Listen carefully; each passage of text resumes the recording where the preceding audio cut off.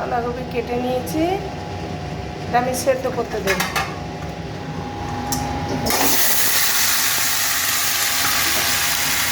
শুধু আমি ভাপিয়ে নেব। পরিমাণ মতো লবণ দেব। আমি সিম দিয়ে শাকটা ভাজবো, এটা বাঁধাকপির শাক করবো আর রসুন ফোড়ন দিয়ে ভেজে নেব। এখন আমি লবণ দিয়ে এটা ভাপতে দেব। তারপরে আমি রসুন লঙ্কা দিয়ে ভেজে নেব।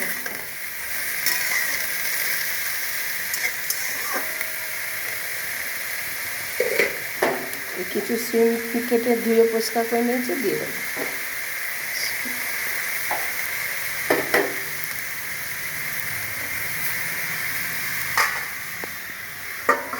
ঢাকা দিয়ে দেবো। এটা তরকারি করব না, এটা ভাজি করব।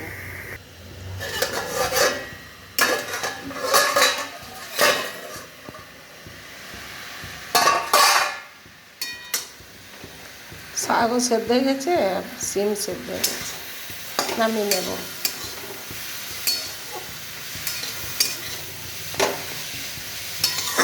নামিয়ে নেব। সর্ষের তেল দিয়েছি,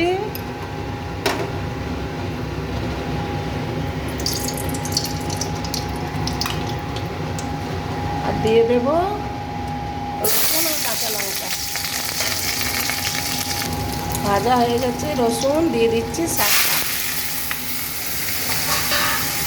বাঁধাকপির শাক।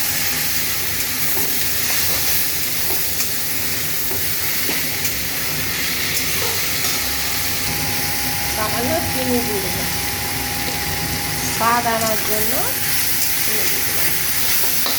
এবার আমি শুকনো শুকনো করে ভেজে নেব।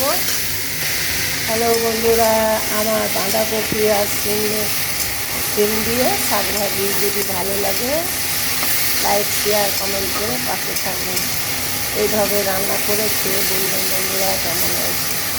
দারুণ খেতে লাগে গরম ভাতে, দারুণ রেসিপি। রেডি, নামিয়ে নেব।